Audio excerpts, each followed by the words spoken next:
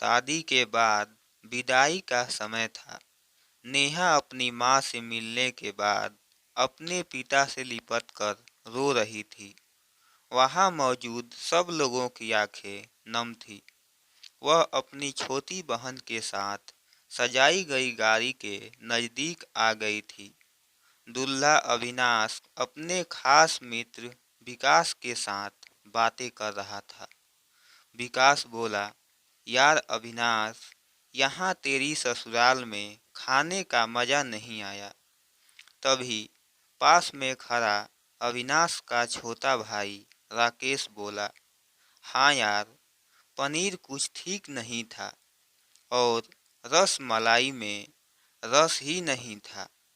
और वह ही कर जोर से हंसने लगा। अविनाश भी पीछे नहीं रहा। उसने कहा, मुझे भी यहाँ खाने में मज़ा नहीं आया। रोटियां भी गर्म नहीं थी।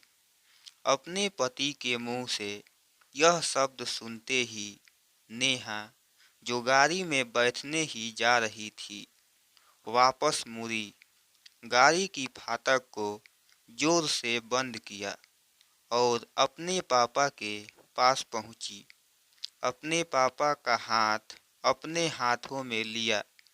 मैं ससुराल नहीं जा रही हूँ पिताजी। मुझे यह शादी मंजूर नहीं। यह शब्द उसने इतनी जोर से कहा कि सब लोग हक्के बक्के रह गए। सब नज़दीक आ गए। नेहा के ससुराल वालों पर तो जैसे पहाड़ टूट पड़ा। मामला क्या था, यह किसी की समझ में नहीं आ रहा था। तभी नेहा के ससुर राधे श्याम जी ने आगे बढ़कर नेहा से पूछा, लेकिन बात क्या है बहू? अचानक क्या हुआ कि तुम शादी को नामंजूर कर रही हो? अविनाश की तो मानो दुनिया लूटने जा रही थी। वह भी नेहा के पास आ गया। अविनाश के दोस्त भी, सब लोग जानना चाहते थे कि आखिर क्या हुआ कि दुल्हन ससुराल जाने से मना कर रही है। नेहा ने अपने पिता दयाशंकर जी का हाथ पकड़ रखा था। नेहा ने अपने ससुर से कहा, बाबूजी, मेरे माता पिता ने अपने सपनों को मारकर हम बहनों को पढ़ाया लिखाया व काबिल बनाया है। आप जानते हैं, एक बाप के लिए बेटी क्या मायने रखती है। आप व आपका बेटा नहीं जान सकते, क्योंकि आपकी कोई बेटी नहीं है।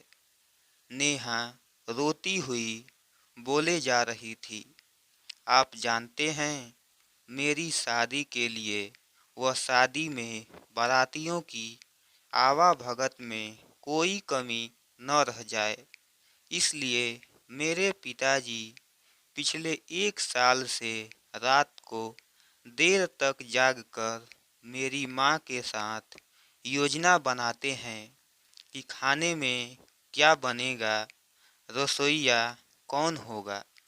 पिछले 1 साल से मेरी माँ ने अपने लिए नई साड़ी नहीं खरीदी, क्योंकि मेरी शादी में कमी न रह जाए। दुनिया को दिखाने के लिए अपनी बहन की साड़ी पहनकर मेरी माँ खड़ी है।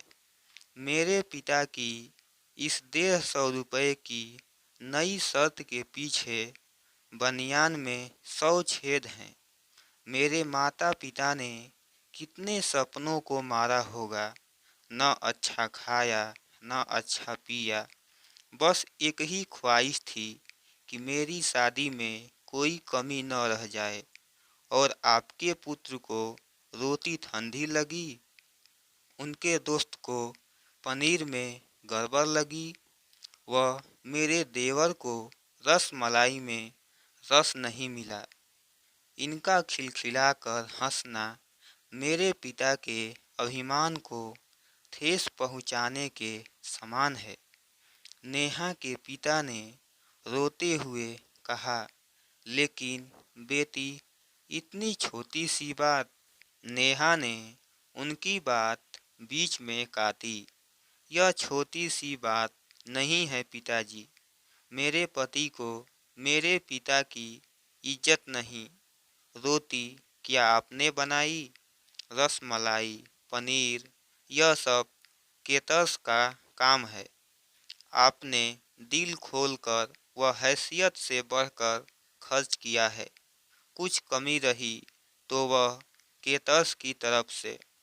आप तो अपने दिल का टुकड़ा अपनी गुड़िया रानी को विदा कर रहे हैं। आप कितनी रात रोएंगे क्या मुझे पता नहीं? माँ कभी मेरे बिना घर से बाहर नहीं निकली। कल से वह बाजार अकेली जाएगी। जो लोग पत्नी या बहू लेने आए हैं वह खाने में कमियां निकाल रहे हैं। मुझ में कोई कमी आपने नहीं रखी। यह बात इनकी समझ में नहीं आई। दयाशंकर जी ने नेहा के सर पर हाथ फिराया। अरे पगली, बात का बतंगर बना रही है। मुझे तुझ पर गर्व है कि तू मेरी बेटी है, लेकिन इन्हें माफ कर दे। तुझे मेरी कसम, शांत हो जा। तभी अविनाश ने आकर दयाशंकर जी के हाथ पकड़ लिए। मुझे माफ कर दीजिए बाबूजी, मुझसे गलती हो गई। तभी राधे श्याम जी ने आगे बढ़कर नेहा के सर पर हाथ रखा। मैं तो बहू लेने आया था, लेकिन मुझे तो बेटी मिल गई। वह बेटी की अहमियत भी समझा दी। मेरी कोई बेटी नहीं है, शायद इसलिए कि तेरी जैसी बेटी मेरे नसीब में थी। अब बेटी, इन नालायकों को माफ कर दे। मैं हाथ जोड़ता हूँ तेरे सामने। मेरी बेटी नेहा मुझे लौटा दे। नेहा ने अपने ससुर के हाथ पकड़ लिए। नहीं बाबूजी, राधे श्याम जी ने कहा। बाबूजी नहीं, पिताजी। नेहा भी भावुक होकर राधे श्याम जी से लिपट गई थी। दयाशंकर जी ऐसी बेटी पाकर गौरव की अनुभूति कर रहे थे। नेहा अब राजी खुशी अपने ससुराल रवाना हो गई थी। पीछे छोड़ गई थी आंसुओं से भीगी अपने माँ पिताजी की आंखें। अपने पिता का वह आंगन जिस पर कल तक वह चहकती थी, आज से इस आंगन की चिड़िया उड़ गई थी किसी दूर प्रदेश में, और अब किसी दूसरे पेड़ पर अपना घरौंधा बनाएगी।